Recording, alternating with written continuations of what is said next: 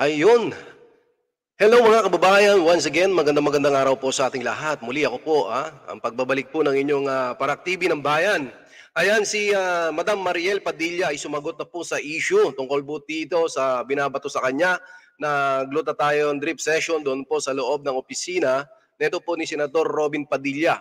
So ngayong hapon po na ito ay vitamin C drip lang naman daw po itong ginagawa po ni Ma'am Mariel.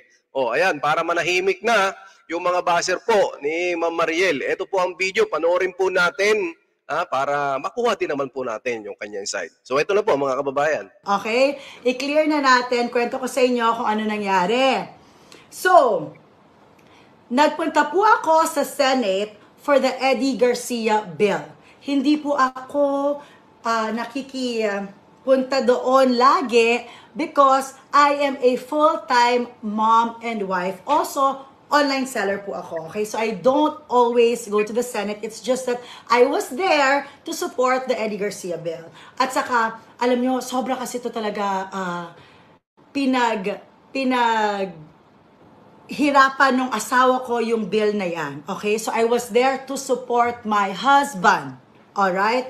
Now, tumagal po yung, kasi last time parang, nung second reading, nandun rin ako, 6 o'clock tapos na. Now, every week talaga, I have a vitamin C drip.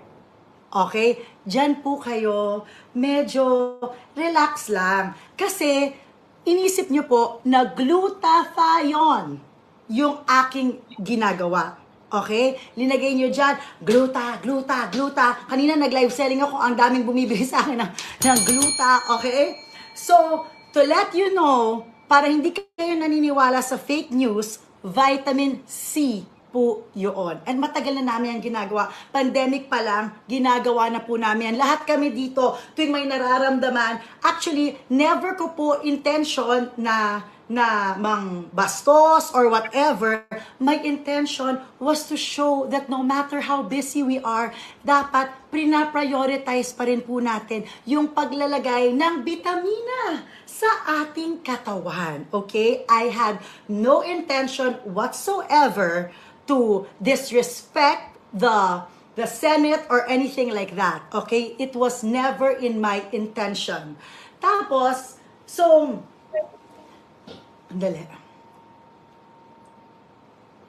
Okay? And then, para sa akin, alam mo, honestly, in my head, I was in my husband's office. Okay? So, siguro, yun yung on my part, baka nakita ninyo na hindi maganda kasi sa utak ko talaga, I was in my husband's office. Ganun lang. 'Di ba? So, I felt na safe place yon because opisina po ng asawa ko. Yun ang aking iniisip, okay? Pero, nag-post ako. Kasi nga, hindi ko naman inisipan po ng masama. Wala naman po akong bad intention kahit konti.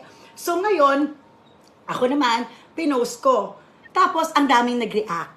So, to respect them, kasi nga parang, ay, oh my gosh, mayroon pala mga na-offend. Okay, sige, i-delete ko. So, I deleted that post. But I never ever said that I was taking gluta drip. It was vitamin C. Okay? Alright? Oh, yes, go! Bakit sa Senate? Because yung oras po, dapat yun talaga, may appointment ako sa bahay. And then, sige, mag-question and answer tayo. Naging press con yung live selling ko. Sige, mag-press con tayo. Okay, kasi, thank you, sabi ni Edenburg, wag na po kayo mag-explain, hindi sila worth it, thank you. Ang toxic na mga tao dito, sabi na, wag tayo ganyan, maging happy tayo dahil maganda yung mga deals na ibibigay natin tonight. Okay? So, as I was saying, dapat, yung drip ko sa bahay talaga.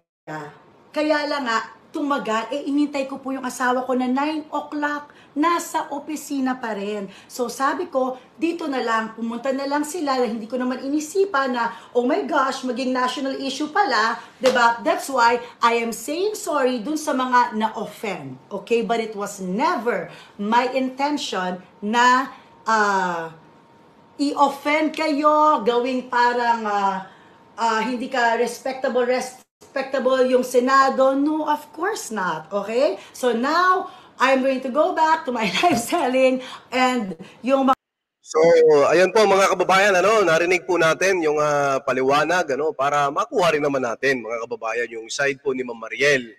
So, ayan para po sa akin tapos na po ang issue na to. Simple lamang naman po yung naging issue. Talagang hinaluan lamang po ng politika. Sana po yung mga basher tumigil na po kayo. Ayan, nakita niyo na po yung paliwanag at hindi daw po ito glutathione na drip na sinasabi po na hindi approved ng FDA natin, malinaw na malinaw, vitamin C drip po ito. So muli mga kababayan, yung ating lawakan po natin, yung ating pangunawa pagdating po sa mga ganitong bagay. Yun lamang po yung masasabi ko dito, mga kababayan ko. Syempre, mga basher, tama na, tigil na. Okay na yun, di ba? Kahit si Ma'am Mariel nakamove on na. Si Senator Robin Padilla, di ba, humingi na rin ng paumanhin. Kung dahil hindi naman ito sinasadya, hindi naman nila sinasadya na bastusin ang Senado. So muli mga kababayan ko, magandang araw po sa inyo.